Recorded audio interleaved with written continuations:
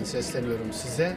Nazlımiye'de bir nabız yoklaması yapacağız. Sokaktaki vatandaşa soracağız. 31 Mart seçimlerinde Nazlımiye'de beklentiniz nedir? Fikriniz nedir? Düşünceniz nedir? Ne olup bitecek? Bugüne kadarki yönetimler nasıldı? Ne beklediniz? Ne buldunuz karşılığında? Ve Perska'nın milleti kura. Alar emniyete ma sıvada Nazmiye Sevanu. O sıvıtıra Evra Nazmiye'de. Murat Saraç. Murat Saraç. Murat Bira. Nazlımiye'de durum nasıl? Nazlımiye'de durum sütürüyor. Sevana ne olacak? 31 Mart'ta seçimler neyin nesi? Sen ne düşünüyorsun? Fikrin ne? Ya işte Nazmiye'de durum. Böyle yanıma gel. Söyle. Türkiye başlamış kız, çarakna zonama. Ya. Ama Letuşe'de Türkiye kesikeme sıkı çay zona. Tenek ortada zonama bu. Yani ne röportajı var ama herkes fan bakıyor. Çok rahat. Tamam. Ne düşünüyorsun? Fikrin nedir? Nazmiye hakkında. Vallahi Nazmiye, aynı Nazmiye ama yani millette umut şunu. Umut yok yani insanlar. Neden umut yok? Herhalde ekonomik koşullardır. İlk akla gelen odur. Tamam, ekonomik koşullar sıkıntılı, zor. Ama ben şey soruyorum. Nazmiye'de bu seçimde neler olacak? Sizin adayınız kim? Bana mı kalsın diyeceksiniz? Benim adayım yani hayır biz aslında gerçekten Zor bir soru. içten demokrasiye inanmış ve Zor bunu- bir soru buydu. zor değil aslında. Yani çok basit olması gerekiyor bizim halkımız için, hele bir Dersim insanları için. Ama tabii dediğim gibi yani tedirginlik var, umut yok insanlarda. Önünü göremiyor. Geçmişte başa gelenlerden işte Önceki yönetimden memnun musunuz? Hani var mı icraatları, neler var? yani göze görünen bazı şeyler var. Yapılan bazı şeyler var, bazı Tabii. hizmetler var. Yani diyorsunuz. evet, Nazmiye'nin çevresinin işte iç kısmının böyle düzene sokulması, artı parkların olması. Ama tabii bunlar yaşayan insanlar için yeter mi yetmez yani. Buraya mesela örneğin birkaç tane esnaf var. Sonradan A101 de geldi buraya girdi. Bu da esnaflar tuttu A101 ile yarış. Belediyeden beklentin nedir? Gelecek olan, seçilecek olan adaydan beklentin nedir? Hadi seni bu kaostan, bu şeyden kurtarayım. Bu sıkıntıdan kurtarayım. Burası ufak bir yer olduğu için insanlar fikirlerini açık açık söylemekte biraz sıkıntı yaşıyorlar. Çünkü her gün yüz yüze bakıyorlar. Ben buna oy vereceğim dediğiniz zaman öbürü seçildiğinde filan yapabiliyor yani. Şimdi işte ya zaten demokrasinin tam işlemediği bir yerde aynen sizin dediğiniz gibidir. Tamam, ben onu geçtim. Beklentiniz nedir? Şimdi benim beklentim ama asıl olan aslında yani merhamet ve vicdanlı, tarafsız olması gerekiyor. Yani burada hala görüyorum ki bazı feodal yani adam dışa karşı kendini söylemde öyle gösteriyor ama kafasının arkasında başka düşünceler var. Bu da nedir? Bir bakıyorum buram buram feodal düşünceler ortaya çıkıyor. Yani o şekilde işe alımlar oluyor veya da başka türlü şeyler. Bunlar da görüldüğü zaman Yani gelecek kişi, seçilecek kişi adaletli olsun, vicdanıyla hareket etsin, tarafsız olsun. Aynen öyle. Aynen Benim öyle. adamımdır, benim işte akrabamdır gözüyle bakmasın. Aynen öyle. İlçemize daha katkısı olabilecek, çalışabilecek, emek sarf edecek biri olsun diyorsun. Aynen öyle. Katılıyorum. Böyle olsun. Ben Sevata seçim, Sevata Uçintayış Nazmiye derime.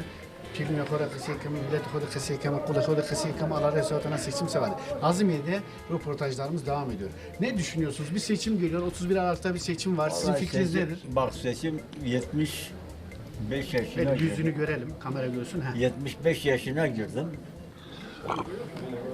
Kimseden bir fayda görmedik. Seçime girecek adaylar tanıyor musun? Belediye başkan adaylarını. Tanıyor, niye tanımıyor? He. Bir ismini unutsam. Cafer Bey var. Kırmızı Çiçek, Ali Emrah Tekin, ondan sonra Serdar. Var mı aklınızdan geçen biri? Vallahi Yani bu daha iyi olur. kendi yerimize, şeyimize göre hareket edeceğiz. Ben kaç seneden beri kimseden bir fayda görmedik. Dürüst çalıştık, yerimize kaldık. Ama iki rol oynayan insanla kazan gitti ama biz yerimize kaldık. Peki belediyenin bir önceki yani şimdiki belediyenin çalışmalarını, faaliyetlerini beğeniyor musunuz ya da ne gibi çalışmaları yapıyor Bak. ilçeye? Bırak. Kim geldiyse cebini düşüyor. Kimse kimseyi düşünmüyor. Yollarımız çamur içinde. Evet. Bu kazanı içinde, hala çamur içinde. Köy yolları şey döküldü, micir falan döküldü. Bize hala çamur içinde. Yani ne söyleyeyim alan doğrusunu. Ama var, aklınızda bir aday vardır yani. Var, olabilir. Olabilir değil mi? Ha. Evet. Gelecek adayın ne yapmasını istiyorsunuz? Bu ilçeye ne yapılsın, ne olsun? Vallahi gelecek kim gelirse de aynı yerinde kalacak. İnancınız yok mu? Yok, hiç kimseye de inancım olmaz. İsminiz neydi? Hüseyin Coşar. Hüseyin abi teşekkür ederim. Sağ olasın. Ama Ha, buyurun. ama herkes yandaşını düşünüyor. Yani diyorsun ki gelecek aday ilçeyi düşünsün, halkı düşünsün. Zaten hakkıdır yani halkı düşünsün, ülkeyi düşünsün, fakir insanını düşünsün. Vallahi dünyasında Şermet. Nihayet esnaf. Nasılsın? Hadi hayır.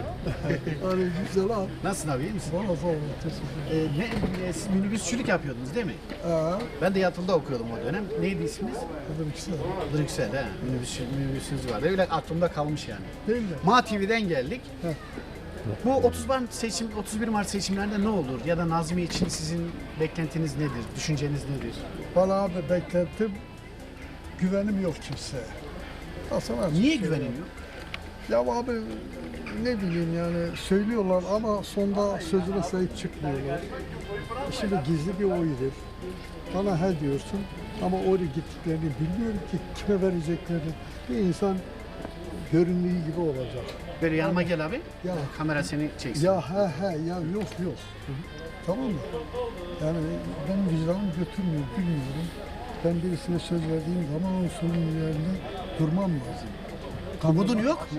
Yani mevcut adaylardan da mı umudun yok? Ya vallahi ne bileyim, gerçekten güvenmiyorum yani. Ben aslında İstanbul'daydım, buraya geldik işte.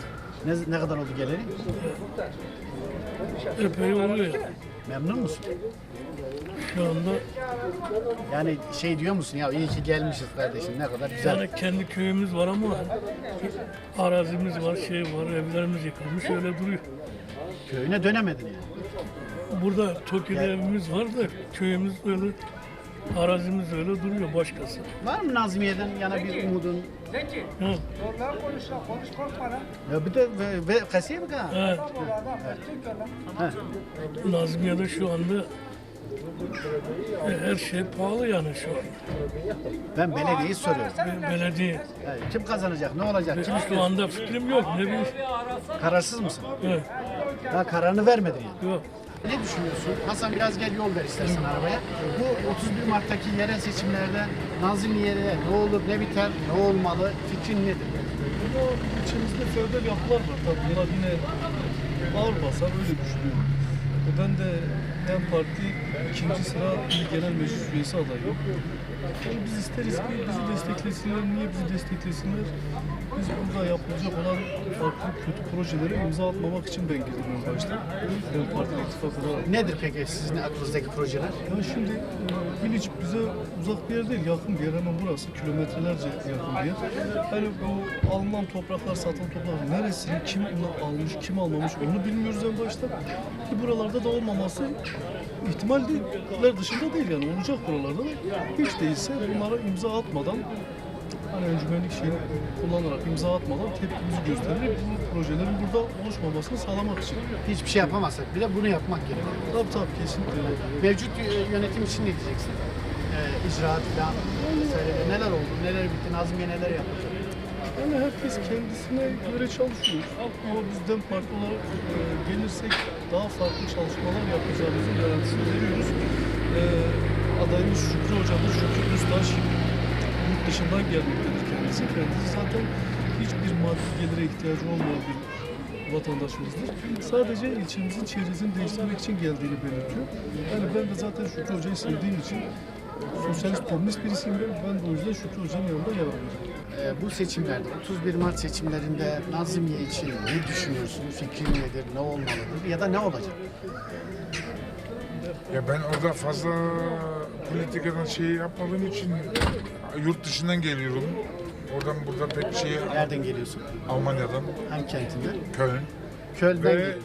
bence Köln'e selam, Almanya'ya selam. merhaba selam. Ama bence bu eskisi bence daha mantıklı bize gelir. Cafer Bey mi? Evet. Eskisi çünkü bu yeni bilmiyorum ama pek. Cafer Bey'in icraatlarını daha çok. Evet, evet o girişken bir insan, yapıcı. Ve bizim köyde mezrada bir çöp konteyneri lazım. Onu da bir daha başvuru yapacağım ama. Buradan onu da duyuruyorsunuz. Evet. Kazanacak aday bize Evet bize bir çöp konteynerini istiyorum bizim mezraya. mezraya. Çöpümüzü dereye atıyoruz, bütün doğayı kirletiyoruz. Buna kesinlikle karşılığı olmalı. Sizi tanıyalım. Ben ilgileniyorum aday, bağımsız aday Doğan Yıkılmaz. Doğan Yıkılmaz. Doğan biraz sen bu seçimler için ne düşünüyorsun? Ne olmalı? Bir Ben fikrini alalım. bu seçimler için hayırlısı neyse o olsun diyorum. Yalnız bu ilçeye hizmet getiren, gerçekten taş taşın üzerine koyan, bu ilçenin işsizlik sorununa çözüm getiren insanlar, yani böyle bir aday istiyorum. İlçeye hizmet gelmesini istiyorum. Mevcut yönetimden memnun musun? Yani biz mevcut yönetimin yapacağı bir şey yok şu anda. Çünkü niye? Gerçekten küçük bir ilçe, yani 12 bin nüfustan düşmüş 1000 nüfusa bu ilçenin geliri yok, bir şeysi yok. Gelen de çok zorluk çekecek. Kolay değil diyorsun. Evet, kolay değil. Gelen de çok zorluk çekecek. Çünkü en azından bir güç lazım, bir şey lazım arkasında. O da olmadı mı ne yapacak yani bu ilçeye? Ama bir belediye başkanı da hiçbir zaman A partisini, B partisini, D partisini gözetmeden bu ilçeye bir şeyler yapması Kimseyi lazım. ayırmadan, kayırmadan, vicdanıyla, Evet. merhametiyle herkese Kim eşit gelirse davranıp gelsin bir şeyler yapmak o insanlara, yani ben diyorum ya, A partisi, B partisi çok önemli değil.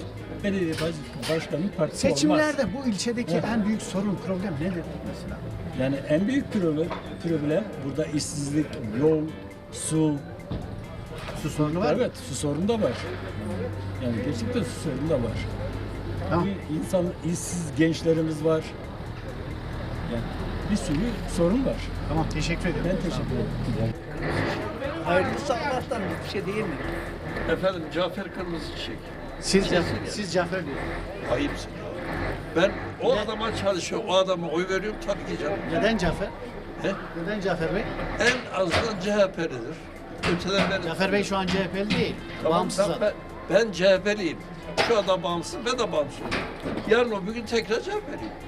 Yani, peki Cafer Bey, neden Cafer Bey diyorsunuz? Bize onu da Çok sevdiğim bir insan olduğu için. Sevdiği için icraatlarını beğeniyorsunuz. Evet. Ne mesela Nazmiye, Dürüsttür. Herhangi bir şeyde yanlış bir iş yok. benim oyum Cafer Bey diyor. Evet. Evet, bu tarafa dönelim. Siz aynı onun dediğin gibi Babası Cafer zaten. Baba. siz babası mısınız? Evet. Evet. Evet. Şimdi Hayırlı olsun. Bir şey de teşekkür ederim. Ben bir şey desem diye baba Tabii. oğlumu Babasısın, savunuyorlar. mecburu babası verecek Cafer. Olsun babası. Babası da Şimdi benim- vermesi olmaz ya, değil mi? Benim bu arkadaşlar biliyorlar mesela bu ilçe ne haldeydi? Herkes biliyor. Millet bu çarşıda çamurda çıkmıyor. Benim oğlum geldi bak her tarafı ne güzel her tarafı düzeltti. Sonra belediye arabaları aldı, kepçe aldı.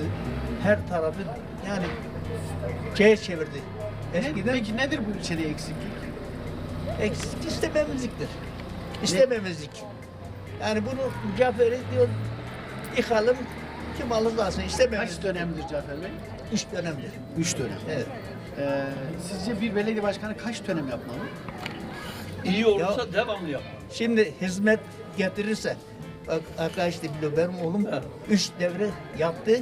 Hiç böyle dikili bir taşı yok. Bile evi yok. Kirada oturuyor. Halen kirada oturuyor. Dürüst bir adamdır yani. Bundan önce yapanlar herkesin evi var, herkesin daireleri var. Diyorsunuz ki Cafer Bey dürüst çalıştı. Aynı dürüst yani. Ben oğlum deyip yani demiyorum ama vicdanca söylesinler. Evet. Hayırlı olsun diyorum. Teşekkür ederim.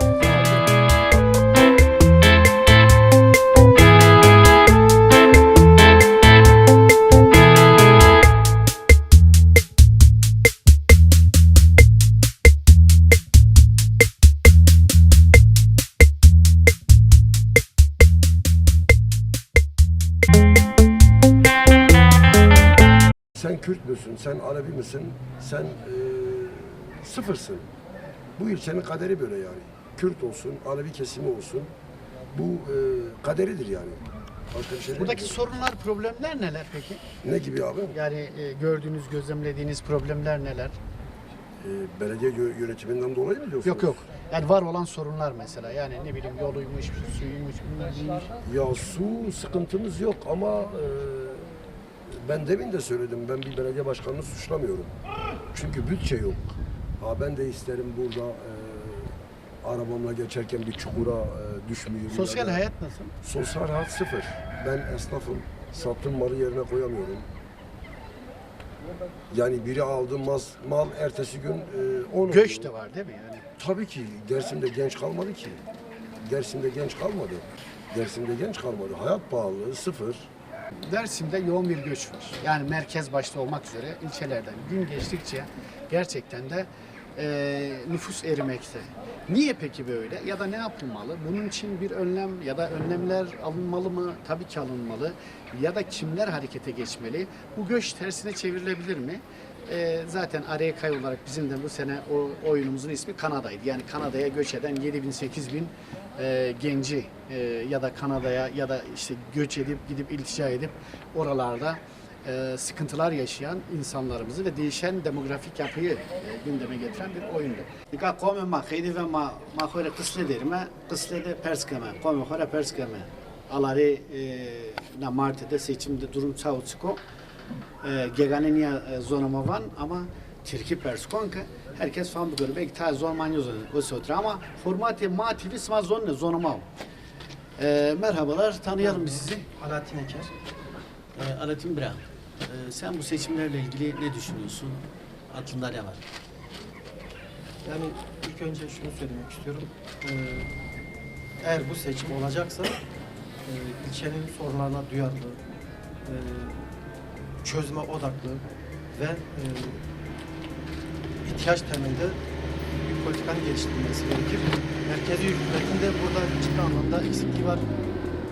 Artı belediye burada bütçesi olmadığını göre bir sürü şey yapıyor. Senin aklında var mı bir isim? Ben şu an değerlendiriyorum. Şu an değerlendiriyorum, daha karar vermedim diyorsunuz değil mi? Evet, sizi tanıyalım. Sinan Kırmızıcık. Sinan Bey, sizin söyleyecekleriniz neler bu seçimle alakalı? Ya şöyle tabii yani sonuçta yerel seçimler önemli yani. Bu da halkın iradesini yansıtacak. Yani bizim dileğimiz, temennimiz, arzumuz şu. Burada aday olacak canlar hem muhtarlıklarda hem belediye başkanlarında hem diğer alanda öncümenlik, genel meclis üyesinde aday olacak arkadaşlar. Hani biraz da bu halkın sorunlarına dokunan, biraz da halkın sorunlarına çözüm üretebilecek, bu alanda çaba sarf edebilecek, emek verebilecek canlar olmalı. Yani sadece adaylığı bir meslek gibi görmemek lazım. Yani bir iş gibi görmemek lazım. Çünkü bu halkın çok ciddi temel sorunları var. Yani bu sorunlara dokunabilecek, bu sorunlar için çaba sarf edebilecek, çözüm üretebilecek, çözüm yaratabilecek canlar aday olursa daha iyi olur. Var mı öyle kafanızda bu tarif ettiğiniz şeyleri yapabilecek bir aday? Ya tabii herkesin kendi kafasında mutlaka gönlünde bir aday vardır. Bizlerin de mutlaka var. Şöyle tabii biz şunu önemsiyoruz. Yani burada Siz aynı zamanda Düzgün Baba Cemevi Başkanısınız. Mevcut başkanın da kardeşisiniz. ya bizim şöyle gönlümüzde şu mutlaka adaylarımız var ama şudur. Yani biz diyoruz ki bu halkın inancına, itikadına, kültürüne, yaşamına bu alanda duyarlı olan sorunlarına çözüm üreten yani bugün mesela inanç şeylerimiz üzerinde ciddi sıkıntılar yaşıyoruz. Biz mesela Düzgün Baba Cemevi olarak kendi açımızdan değerlendirdiğimiz zaman bir dava süreciyle karşı karşıyayız. Cemevimiz uzun süredir mahkemede biz tahliye edilmek isteniyoruz oradan.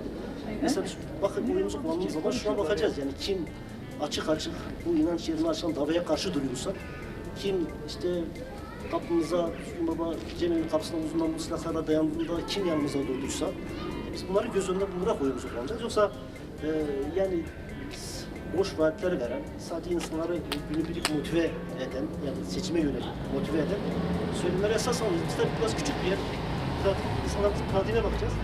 Bu alanda kim inanç yerlerine sahip çıkıyorsa, kim ziyaretlerine sahip çıkıyorsa, bu halkın değerlerine sahip çıkıyorsa, dilimize, kültürümüze, inancımıza kim duyarlıysa biz bunun yanında olacağız. Yani oyunumuzda bu canlara vereceğiz.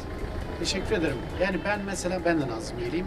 Nazımiyeli bir yurttaş olarak, bir vatandaş olarak şunu hep arzuladım ve istiyorum.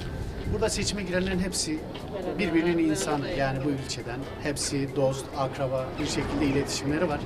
En başta yani bütün işte vaatler ve icraatlar ya da o seçilmekten önce istediğim birey olarak istediğim tek şey kimse kimsenin kalbini kırmasın. Güzellik içerisinde, dostluk içerisinde, dayanışma içerisinde kim seçilirse seçilsin bizim insanımızdır yani. Yani kimseyi ötekileştirmeden umarım böyle bir seçim geçer. Benim de temelim budur. Buyurun. Sizi tanıyalım. Çetin Karagöz. Çetin Bey siz ne düşünüyorsunuz? Ben de Gümrüköy'de oturuyorum. Vallahi benim düşüncem şu. Sonuçta buradaki seçmenlerin karar vereceği bir şey.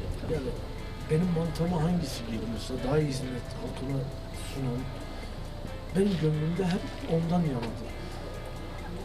Bugün benim kardeşim de olsa, abim de olsa, eğer adaysa ben onun iyi cevap veremeyeceğini düşünüyorsam ben ona oy vermem. Ben halk için yani bana... Mevcut yönetimden razı mısınız? Ya da işte hani mevcut yönetimin bugüne kadar icraatlarından, yaptıklarından ya da yorumunuz ne? Yani mevcut yönetimde şu ana kadar mevcut yönetim elinde geleni yapmıştır. Herkes de bunu biliyor. Evet beklenti yüksek. Beklenti yüksek. Hani var da yapmıyor mu? Bu çok Sıkıntılar önemli. çok değil mi? Yani bugün Nazım'la oturduğumuz için Nazım'la konuşuyoruz. Nazım'ın geliri ne? Bütçesi ne? Bu bütçeyle Nasıl aşılacak? Ne olacak? Yani bir vatandaş olarak sizin bir öngörünüz, bir fikriniz var mı? Vatandaş olarak söyledim. Ne olmalı? Yani Bir kardeşim söz var şöyle yani, değil, böyle ol. kendi yağında kavrulma diye bir söz vardır yani. Şimdi Ama hep kendi yağımızda kavrulacak mıyız yani? Ne olacak? devletin Bir çıkış yolu bulunmalı yani. Bir çıkış yolu bulması lazım. Devletin bunu görmesi lazım. Hani valilikten, hükümetten destek olacak, yapılacak. Bugün destek yoksa ne yapalım? Bugün diyelim ki ben şu anda Nazımlı'nın belediye başkanıyım. Para yok. Ne yapacağım? Gelir yok. Ne yapacağım? Soruyorum yani. Ne yapacağım? Evet. Siz muhtar adayı mısınız? Ben muhtar adayım. Vilket sen ken vecne bırakanı zırsın. Türkiye'de bağırmayanlara oy vermiyorlar. Şimdi ben köyde muhtar adayım. Bizim köyde şu anda mevcut bir muhtar vardı. Birçok köyde vardı. Devlet maalesef muhtarlara bir yetki vermiş. Mesela bizim daha önceki seçimlerde seçmen adetimiz 54 tane. Bu dönem 74 tane. Muhtara oy vermeyenlerin hepsinin kaydı silinmiş. Yani muhtar ona vermiş. Tabii muhtar onu mesela kaymakamlığa gidecek, müdürlüğüne gidecek. Bir şifre verilmiş muhtarlara. Muhtar oradan giriyormuş işte atıyorum Ahmet Çelik. Bu adam bu köyde ikametgah etmiyor, bu silinmiş. Ama kendi getirdikleri hepsi oturuyor. Biz bunların ilgili şikayetlerine de bulunduk. Maalesef bizim şikayetlerimiz reddedildi.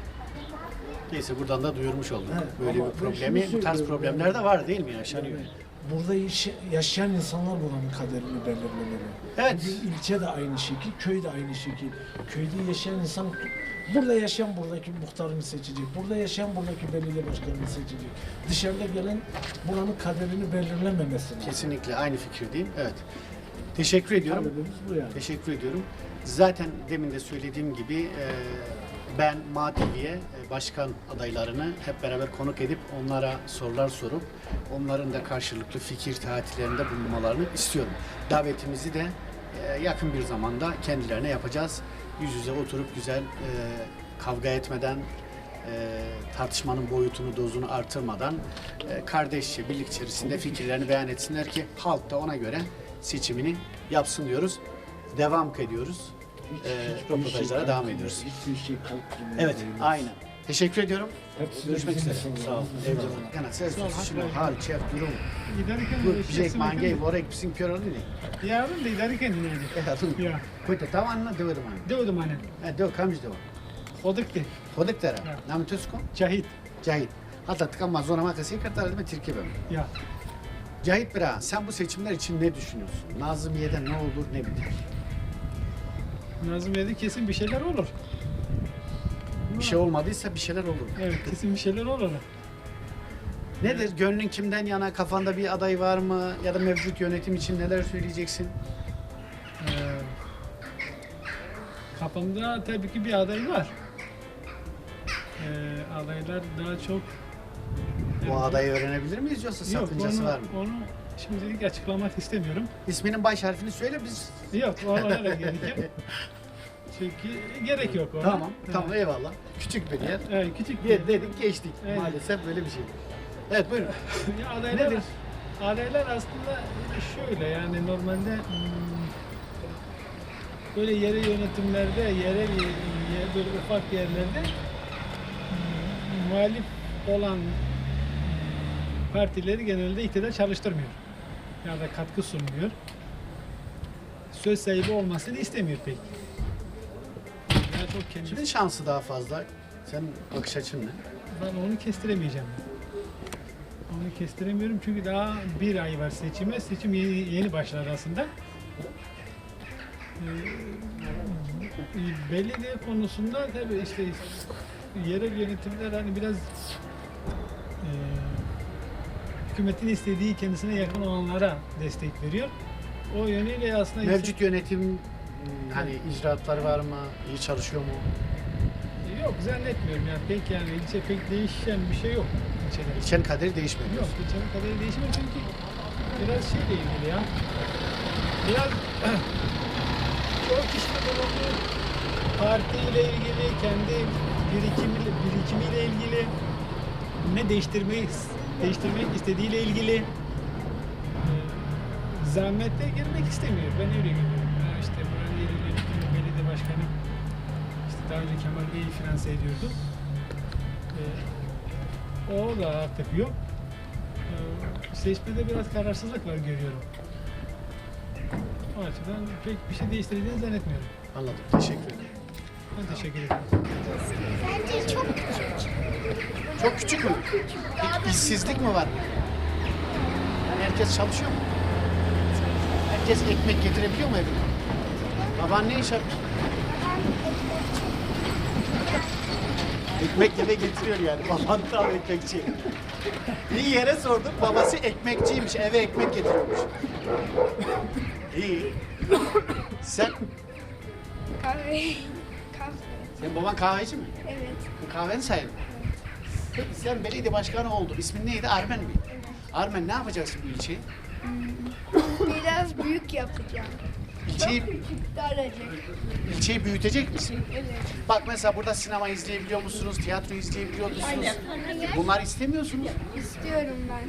Tamam söyleyin işte. Ben de istiyorum. Değil mi? Sizin hakkınız değil mi ya? Her yerde var ama bizde yok. Mesela akşamdan gidiyorsunuz, eve gidiyorsunuz. Sabah okula, akşam eve. Nasıl geçecek bu hayat? Kötü. Yeni gelecek başkana şöyle çatır çatır deyin ki başkan bak kimse bu ilçenin değişmesini istiyoruz. 1, 2, 3 hepiniz hep beraber diyeceksiniz. Bu ilçenin değişmesini istiyoruz.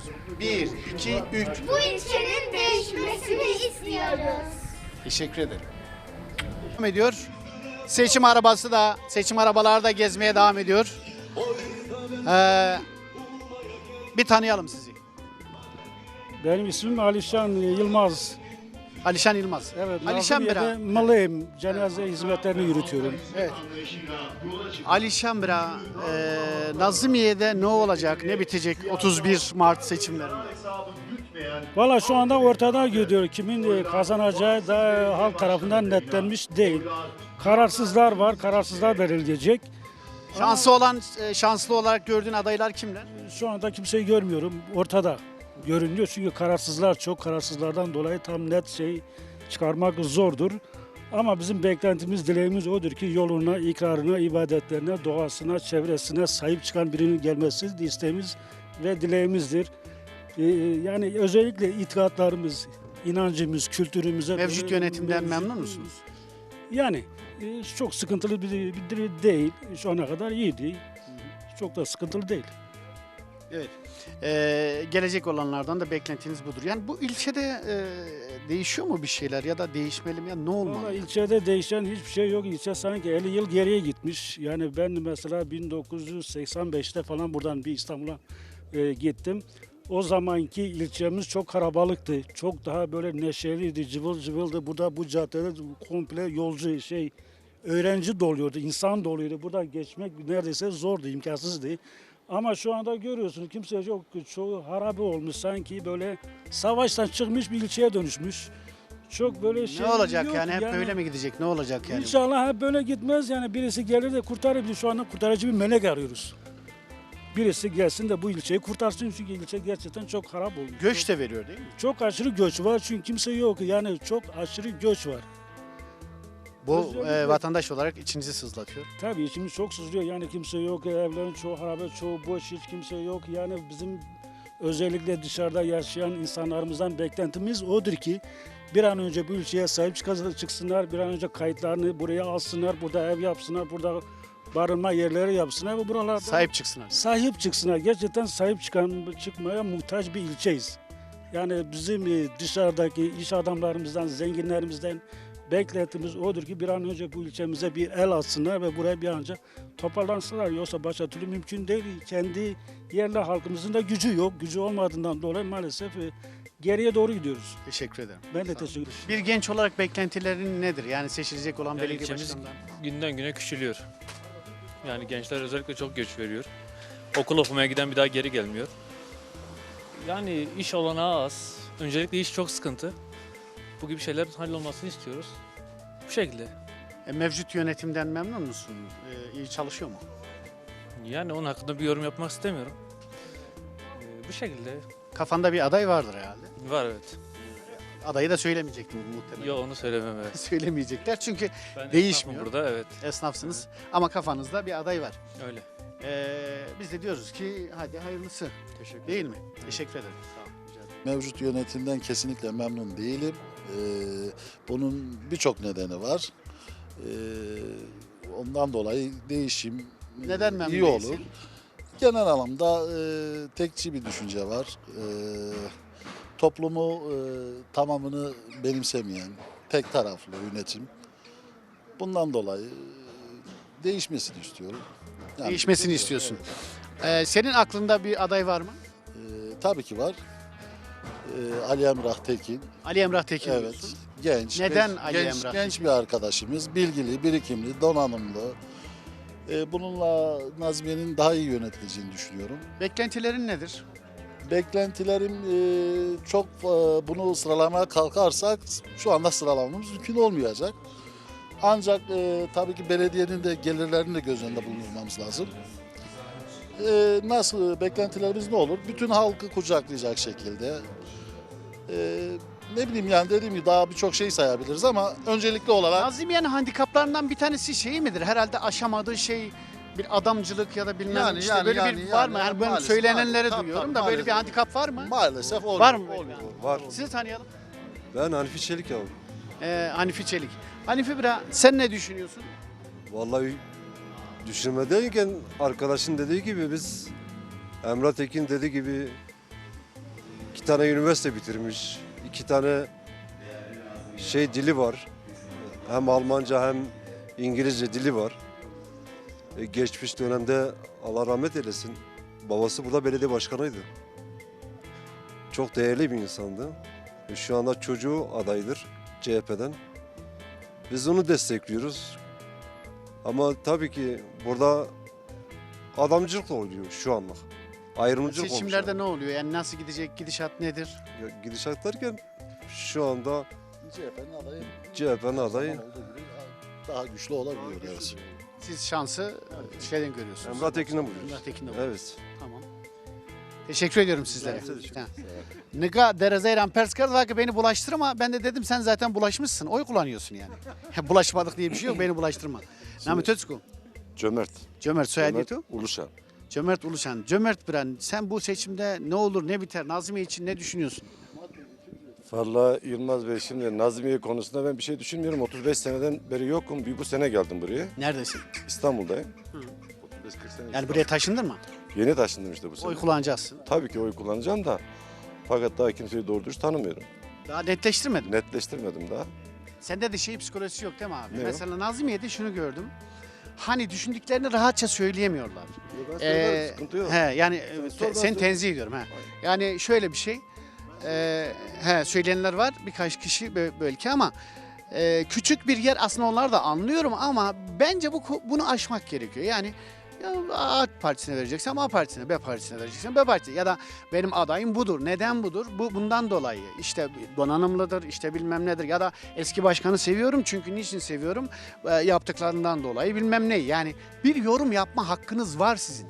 Hiçbir şeyden çekinmeyin. Neyden çekiniyorsunuz? Hepimiz dostuz, kardeşiz ve kimse de kimseye kırılmamalı. İyi olan kazansın, güzel olan kazansın. Değil mi? Aynen öyle. Bunu istiyoruz. Bundan korkulacak bir şey değil. Buyurun. Aynen. Şimdi konu şu, 35 seneden beri yokum ben burada. Yani normal şeye bakarsan CHP adayı da benim arkadaşım. Değil mi? Herkes birbirinin akrabası yani. Cafer Bey de benim arkadaşım. Ne bileyim işte DEM Partisi de arkadaşım. Sadece AK Parti tanımıyorum. Arkadaşım değil. Benden önce herhalde Milli Güvenlik Müdürlüğü yapmış burada bilmiyorum. Çünkü ben 85'ten ayrıldığım için. Nedir? benden Peki önce sen yapmış. az çok bir şey. Senin fikrin nedir? Sen ne diyorsun? Ne düşünüyorsun? Mevcut yönetim hakkında ne diyeceksin? Gelecekte ne olmalı? Yani konuşun. Ben onu istiyorum. Gelecekte tabii ki kaygılarımız var. Bak yok. Kaç yıldır yoksun? 35 yıldır yokum. 35 yıldır ben burada yokum ve 35 yıl önce bıraktım. Nazmiye hala öyle diyorsun. Yani. Aynen halen öyle yani. O zaman bir değişim yok. Ya o konuda değişim yok. Mesela ne bileyim bir sosyal aktive yok, ne bileyim bir çalışma Ben bunu sahası yok. başkanları töhmet altında bırakmak için söylemedim. Yani bunu sadece yerel yönetimler anlamda söylemiyorum. Devletin yatırımları anlamda da söylüyorum. Yani yazık. Ben mesela Özgür Özel'e yüzüne karşı söyledim. Dedim ki kardeşim geliyorsunuz diyorsunuz ki Kamergenci seviyoruz bilmem neyi seviyoruz ama Kamergenc'in anmasında söyledim. Dedim ki bu ilçe için ne yaptınız ya? Ne yaptınız yani? Hiçbir şey yapmıyorsunuz. Seviyorum. Yavuç kadar bir ilçe ya. Yazık dokunun buraya. Biz yönetime geldiğimizde falan olmaz kardeşim. Dokunacaksınız. Elinizde büyükşehir belediyeleri varsa dokunacaksınız. Burada belediye başkanı sizin partinizden seçiliyorsa dokunacaksınız. Ve seçilen eğer o partiden seçilirse CHP'den başkan da sıkıştıracak onları. Öyle bir şey yok yani değil mi? Aynen. Yumruğunu masaya vuracak yani. Doğru söylüyorsun, doğru söylüyorsun. O konuda hemfikiriz. O konuda diyeceğim yok. Ha dediğim gibi abi yani. Durum böyle diyorsun. Durum böyle. Teşekkür ederim. Ben Sağ teşekkür olasın, ederim. sağ Sağ ol. olasın. Ayaklarına Biraz sağlık. sinirleniyorum ama kusura bakmayın. İdare edin. Eyvallah. Devam ki. Ahmet Özkun. Namemi? Ja. Namem Şer Cemil. diye kamı ya. Ya. Zemle var. Ya. Leonanto desta. Haklısın. Nika na seçimde seven o durum kamconu sağ ol çıkın. Uy kadar tabii ben susam minallal kerara tapet kala. Hakkına. Hora hakkı koyt ki kar nasip hora bijek susam. Fikret çıkın. Bak düzgün desto. Şey nasip ne karasın? Kaybı karı nasip karı. Ha. Ha. Sik nasip me karu? Yürü nasip ne karı? Seviyorum seni. Leonanto desta. Ma tu azana kana nazmi arınd bu ama. Ya tabii. Ya nasip İsala ben karı. arım. İsala ben arım. İsala deste hak. Ya. Ya da ya khere beji. Allah Allah Allah Allah Allah. Leonanto desta. Xodan ya. Hadi hatır ve ton. Evet Zazaca da söyledik. Teyze şunu söyledi. Dedi ki ben dedi bu ilçe için en güzelini istiyorum dedi. En iyisini istiyorum. Dilerim dedi bu ilçede her şey daha iyi olur, daha güzel olur. Biz de bu dileklerine katılıyoruz. Devam. Ya şimdi değişim her zaman iyidir. Kalıcı olan her şey zamanla eskiyor. Eskidiği için de yenilemek daha iyidir bence. Değişim derken var mı aklınızda herhangi bir isim? Ya buraya uygun olan, buraya yatırım yapan, yani buraya ne bileyim öğrenciler işte yoldur, sudur. Yani daha doğrusu en çok buradaki insanların ihtiyaçları susuzluktur, yoldur. Burada bir sürü öğrenci var. Sorunlar büyük diyorsunuz. Yani büyük. Muhakkak onlara yardımcı olmak lazım. Şimdi biz yaklaşık ben İstanbul'da 42-43 sene kaldım. En sonunda dayanamayıp buraya geldim. O da neden? Hani en azından kendi topraklarımız. Gerçi Türkiye Cumhuriyeti içerisinde her şey bize ait olan bir şeydir ama insan kendi doğduğu yerde daha rahat ediyor. Artık bazı şeyler yaşlandıkça psikoloji kaldırmıyor. Hayat şartları da sıkıntılı. Ama burada en iyisi hangisi ise olması lazım ama hizmet olması lazım başta yani. Değil mi? Tabii ki. Buranın handikapı nedir mesela? Nazmiye'nin bir türlü aşamadığı bir handikapı var mı? Ya bir kere insanlar kendi aralarında bir kopukluk var. O da iyi bir şey değil diyorum. Çünkü insanların yaşamsal süresi çok da uzun değil. Bu zaman içerisinde insanlar en azından yani yaşadığı sürece doğru yaşamaları lazım. birleşip beraber özgürce yaşamaları daha mantıklıdır. Biraz ekonomik şartları zor olduğu için de o insanlara yardımcı olmaları lazım. Ha kalkıp da insanlar tabii ki bu yardım geliyordu diye boş oturmasın. O da bir şeylerle uğraşsın muhakkak. Ama gerçekten ihtiyaç sahipleri olan insanlara yardım edilmesi lazım bence. Şimdi bu Nazmiye'de bu seçimler ne olur? Seçimler devam ediyor. Seçimler ne olacak? Kim alır? Vallahi belli değil. Senin gönlün kimden yana? Yani benim gönlüm evin burada olması lazım. Yani benim görüşüme göre dışarıya bakıyorum ama burada olması lazımdır. Kam canı kam kim alır? Burası. Burası kimdir? Tekin. He Tekin mi alır? Dana değil. Tabii. He tamam. Peki bu ilçe ne olacak? Bu ilçe değişecek mi? Ne olacak yani? Ne değişecek ki? Şimdilik ne değişecek ki? Kaç senedir bak buraya bir yol girmiş. Arayan yok, sorayan yok, müracaat eden yok. Dağda efendim o köyde efendim arabalar hep yatıyor. Kimse bakım yapıyor, kimse elleyemiyor. Bir çocuk ağlamasa anası meme veremez. Veremez. İmkan yok. Diyorsun Yani bir şey de ağlamayan çocuğa yapamadı. meme verilmez. Bir şey de yapamadı. Yapamadı. Ne yapmadı? 3 tane devre almış. 3 tane devrede Eski yönetime mi diyorsun? bir şey yapamadı ya. Ne olacak ki? Evet. Benim görüşüm odur. Teşekkür ederim. Abi sen ne Bilmiyorum diyorsun? Cenab-ı Allah kime neysen Cenab-ı Allah ona nasip etsin. Hayırlı veciri. Allah. Senin görüşün ne abi? Benim görüşüm Cafer Bey 3 dönem yapmış. Bu Nazmiye'de herhangi bir şey yapmamış. Birkaç kişi almış, 15-20 kişi almış. Hep annesinin akrabalarını, babasının akrabalarını almış. Bu millet, yani kimse doğru konuşmuyor. Şimdi de bu Ali Emre Tekin'e vereceğim. Açık vereceğim yani adama. Değişim şarttır. Muhtarlıkta şarttır, il öncümende şarttır. Yani her şey de şarttır. Kimse bu memlekete rahmetli Kemal Tekin'den sonra kimse bu memlekete bir hizmet getirmedi. Teşekkür ediyoruz. Aç kalıyoruz, susuz kalıyoruz, yoksul kalıyoruz. İstersen inanmıyorsan gelin, ben sizinle beraber gelin gezek. Buradan hiç eve ekmek getirmeyen insanlar adam işe almıyor.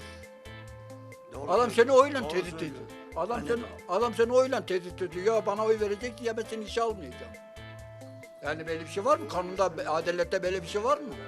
Tunceli'de geldi mi yolda? Bak 5 sene, 6 senedir o yol orada 200 metre, 1000 metre yol gitmemiş. Diğer yerlerde başkası olsaydı bu memlekete deme sahipsiz memleket kalmış burada.